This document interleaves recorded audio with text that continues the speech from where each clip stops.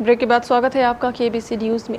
जिले में बढ़ते बाढ़ के कहर को देखते हुए पूरा जिला प्रशासन भी पूरी तरह सतर्क और सक्रिय हो गया है। जिलाधिकारी श्रीमती पूनम एवं पुलिस अधीक्षक विकास कुमार अपने अन्य आला अधिकारियों के साथ मोटर बोट पर सवार होकर बाढ़ग्रस्त क्षेत्रों का दौरा कर रहे हैं। इसी क्रम में आज जिलाधिकारी श्रीमती पूनम, पुलिस अधीक्षक विकास कुमार एवं डीडीसी अमित कुमार अपने अन्य अधिकारियों के साथ आजमनगर पहुंचे। इन अधिकारियों ने मोटर बोट पर सवार होकर जिले के कई बाढ़ग्रस्त पंचायतों का निरीक्षण किया, जिनमें औलिया, पोखरिया, बेलंदा, बेलबारी, रोहिया और खोरा आदि शामिल हैं। फूल है सर, वहाँ नहीं जाएगा ना।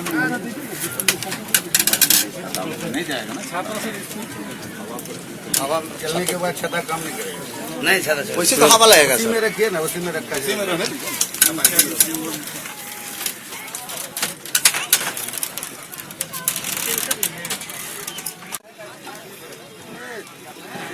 जिलाधिकारी एवं पुलिस अधीक्षक ने निरीक्षण के बाद हाथों हाथ केलाबाड़ी पंचायत में एक बड़ा राहत शिविर शुरू करवाया, जिसकी देखरेख का जिम्मा फलका कर्मचारी टिंकू और पीआरएस सुजीत कुमार को सौंपा गया। शिविर में सभी बाढ़ पीड़ितों को भरपेट चावल, दाल और चोखा के साथ पीने के लिए शुद्ध पानी की भी व्यवस्था की गई है।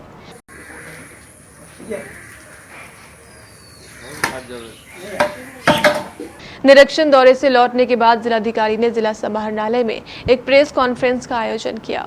प्रेस को संबोधित करते हुए जिलाधिकारी श्रीमती पूनम ने बताया कि वर्तमान में महानंदा का पानी स्थिर है और जिले की लगभग 3 लाख की आबादी इस बाढ़ से प्रभावित है।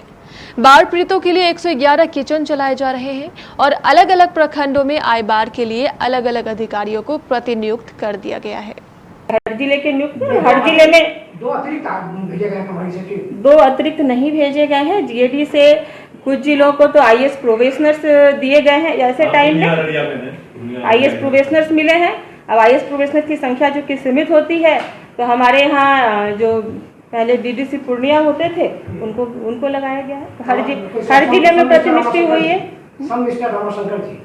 हाँ, डीडीसी पूर्णिया थे पहले, अभी जीएडी में। तो अनुमंडल जो है बारसोई, वो पूर्ण रूप से चारों प्रखंड प्रभावित है और इस कटिहार में अभी प्राणपुर और डंडखोरा प्रभावित है। मैम, क्रॉप पर भी इफेक्ट पड़ा है क्या? क्रॉप पे एक बार पानी निकल जाएगा तो हम लोग असेसमेंट उसको कर पाएंगे। राहत सामग्री वितरण शुरू हो गई है मैडम। अभी कम्युनिटी किचन हम लोग चला रहे हैं और उसके बाद जैसी परिस्थितियां होगी उसका कोई विशेष बात। कितने लोग अभी बेघर हैं? बेघर की बात करें तो इवैक्यूएशन जो है, वो जो बेसिकली जो महानंदा के किनारे बांध के पेटे में है, जिनका घर है, वो लोग बांध पे कुछ हैं, बाकी लोग अपने घरों में ही रह रहे हैं। कितनी संख्या होगी उसका कुछ असेसमेंट?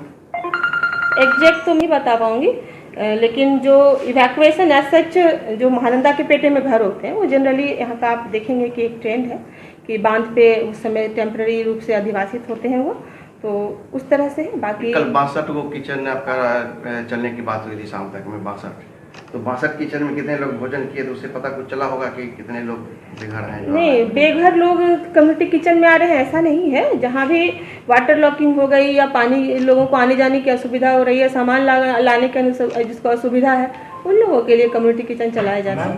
डेथ रिपोर्ट भी है क्या?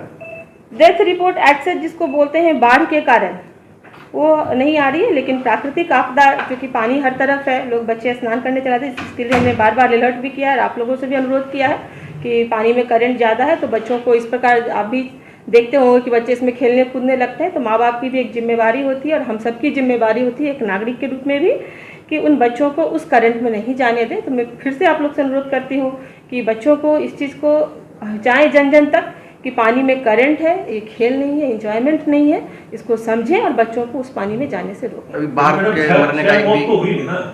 बाढ़ से सच कोई मौत हमारे अभी तक तो नॉलेज में नहीं है। आज 4 पोस्टमार्टम बलरामपुर में भी हुआ है।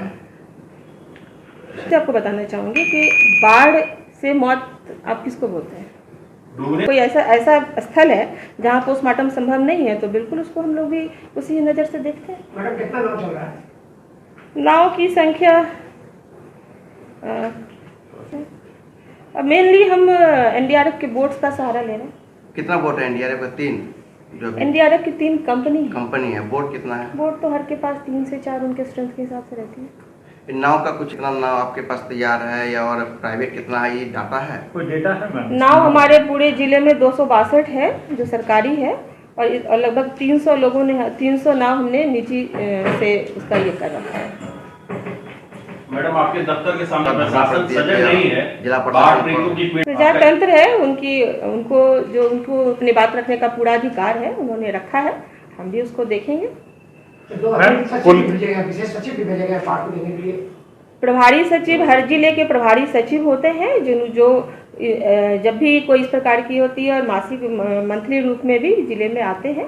फॉलिंग ट्रेंड शुरू हो गया तो ये एक जिले के लिए एक अच्छी बात है कि महानंदा का जो फॉलिंग ट्रेंड था, राइजिंग ट्रेंड था, वो कल से स्थिर है, तो पानी में लगातार रिसीड कर रहा है।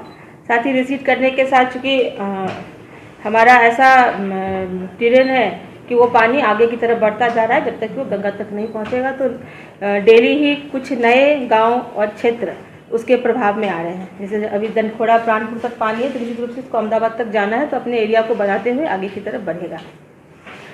वर्तमान में जो मुख्य रूप से प्रभावित क्षेत्र हैं, तो शुरू में बलरामपुर ज़्यादा प्रभावित था। आज के डेट में सर्वाधिक प्रभावित क्षेत्र जो है वो कदवा का है, और आजमनगर का क्षेत्र जो हम सब जानते हैं कि तटबंध के अंदर हमारे कुछ पंचायतें हैं जो स्वाभाविक रूप से इसकी प्रत्येक साल इस प्रकार की परिस्थितियां यहाँ उत्पन्न होती है। तो उन क्षेत्रों में राज्य सरकार की जो एसओपी है उसके हिसाब से कार्य किए जा रहे हैं। सभी चूँकि बारसोई अनुमंडल ही मुख्य रूप से प्रभावित है और दनखोड़ा और प्राणपुर थोड़ा आंशिक रूप से प्रभावित है, तो सभी जगह अधिकारी प्रतिनियुक्त कर दिए गए हैं। बारसोई अंचल के लिए अपर समाहर्ता, बलरामपुर अंचल के लिए भूमि उप DCLR मनिहारी और आजमनगर के लिए DDC सह प्रतिनियुक्त है, तथा कदवा के लिए SDO बारसोई और DCLR बारसोई, साथ ही डायरेक्टर DRDA। 3 अधिकारी विशेष रूप से कदवा क्षेत्र के लिए हम लोगों ने, बाकी जो वहाँ के लोकल अधिकारी हैं CA BDO CO वो सारे फील्ड में हैं। ग्राम पंचायत स्तर तक के जो हमारे कर्मचारी और पदाधिकारी होते हैं वो सभी को नियुक्त किया गया है, ताकि लोगों को की जो चीज़ें हैं वो लोगों तक हम पहुंच सकें और लोग भी हम तक पहुंच सकें। वर्तमान में देखें तो किसी न किसी रूप से लगभग 3 लाख की जनसंख्या जिले की प्रभावित है। किसी के खेत खलियान में पानी है, तो किसी के घरों में, तो किसी का आवागमन अस्त व्यस्त है विशेष रूप से। तो सरकारी जो नाव है वो भी चलाए जा रहे हैं, कुछ गैर सरकारी नाव भी चलाए जा रहे हैं। साथ ही इस बार जो कटिहार के लिए विशेष जो कटिहार की परिस्थितियां हैं उसको देखते हुए NDRF की 2 टीम हमारे यहाँ ऑलरेडी थी और आज से तीसरी टीम भी आ गई है। तो जिले की परिस्थितियों को देखते हुए विशेष रूप से राज्य सरकार ने NDRF की 3 टीम को यहाँ तैनात किया हुआ है, और कम्युनिटी किचन के तहत लगभग आज 111 कम्युनिटी किचन चलाए जा रहे हैं, जो मुख्यतः स्कूलों में और आंगनबाड़ी केंद्रों में चलाए जा रहे हैं। और सबसे सर्वाधिक संख्या निश्चित रूप से चूँकि कदवा सर्वाधिक प्रभावित है तो उस क्षेत्र में है। तो हम लोग का प्रयास है कि लोगों तक हम राज्य सरकार के जो राहत है उसको पहुँचा सकें। आपके नन्हे मुन्नों के लिए दुनिया की सबसे बेहतरीन आधुनिक झूले, पालने, गार्डन में घुमाने वाली गाड़ी, बैलेंस बाइक, खूबसूरत toy storage, animals printed storage box और हाई चेयर के अलावा और भी बहुत कुछ, जिससे आपके बच्चे का होगा भरपूर मनोरंजन और आपका नन्हा मुन्ना बनेगा तेज और तर्रार। ये है ऑटो स्विंग बेबी कैडर, खूबसूरत, शानदार और अपने आप झूलने वाला, रिमोट से संचालित, साथ में बजेगा मधुर संगीत।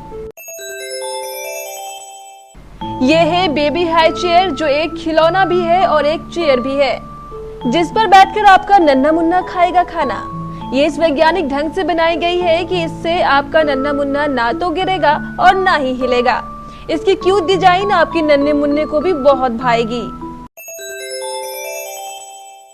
ये है बेबी स्टॉलर, आपके नन्हे मुन्ने को पार्क और गार्डन में घुमाने वाली गाड़ी। एक खूबसूरत और हाइजीनिक लेनिन कपड़े से बनाई गई है। इसकी छतरी आपके नन्हे मुन्ने को धूप नहीं लगने देगी। वक्त पर ये पूरी गाड़ी एक बैग में बदल जाएगी, जिसे आप आसानी से कहीं भी और कभी भी कैरी कर सकते हैं। ये है नेचुरल बेबी बाउंसर, यह आपके न्यूबॉर्न बेबी के लिए है, बेहद खूबसूरत रंगों में। इस पर लेटकर आपका बच्चा अपनी माँ की गोद जैसा आनंद महसूस करेगा। ये है सेल्फ बैलेंस बाइक। इसके सहारे आपका बढ़ता नन्हा मुन्ना अपना बेहतर संतुलन बनाना बेहतर तरीके से सीख पाएगा। इसकी हाइट बच्चे के बढ़ते कद के साथ बढ़ाई या घटाई जा सकती है। इसे कहते हैं टॉय स्टोरेज बॉक्स। ये खूबसूरत कैनवस फैब्रिक का बना हुआ है। इसमें बने खूबसूरत चित्रों पर आपका नन्हा मुन्ना अपनी पसंद के हिसाब से बार बार रंग भरेगा। ये वॉशेबल है। इस पर बैठकर आपका नन्हा मुन्ना खेलेगा। जब वो थक जाए तो उसे आप पालने में सुलाएं और इसकी डोर खींच दें। ये स्वयं एक बैग बन जाएगा और आपके नन्हे मुन्ने के खिलौने इसी में हो जाएंगे पैक। खिलौने समेटने के झंझट से आपको मिलेगी मुक्ति। यह है खूबसूरत जानवरों की डिजाइन वाला स्टोरेज बॉक्स। ये फोल्डेबल होता है और इसमें आप अपने नन्हे मुन्नों के सारे सामान रख सकते हैं। यह है 3-in-1 डायपर चेंजिंग पैड। इसमें लिटाकर आप अपने नन्हे मुन्नों का डायपर बिना किसी परेशानी के बदल सकते हैं। क्यों है ना आपके नन्हे मुन्नों के लिए लाजवाब? तो देर किस बात की, आइए पधारिए आपकी अपने प्रतिष्ठान सती सिक्योरिटी में। हमारा पता है Sati security system, MG road, Katihar, Bihar. Phone 06452242570, mobile 9430029220। जो अपने नन्हे मुन्नों से करे प्यार, वो इन खिलौनों से कैसे करे इनकार। भारी ओपनिंग डिस्काउंट बस कुछ ही समय के लिए, जल्दी करें।